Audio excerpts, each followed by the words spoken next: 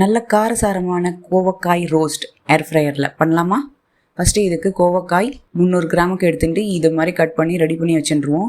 உப்பு 1/2 ஸ்பூன் அளவுக்கு சேர்த்துட்டு இதை 1 நிமிஷம் அப்படியே வச்சுடுவோம். 1 நிமிஷம் கழிச்சு இதை புழிஞ்சு எடுத்து வச்சுட்டுலாம்.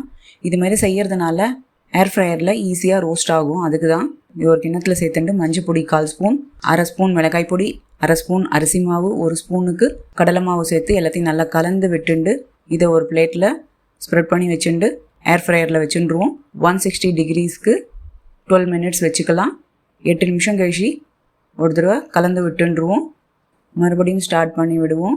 மொத்தம் 12 நிமிஷம் எடுத்து சூப்பராக ரெடி எடுத்து இது அப்படியேவும் சாப்பிட்லாம். இதுக்கு சவுத் இண்டியன் ஸ்டைலில் தாளிச்சுன்றலாம். 1 ஸ்பூன் அளவுக்கு எண்ணெயில் 1/2 ஸ்பூன் கடுகு, 1/4 ஸ்பூனுக்கு பெருங்காய் பொடி, கொஞ்சோண்டு கருவேப்பிலை சேர்த்துட்டு கோவக்காவை சேர்த்துன்றலாம்.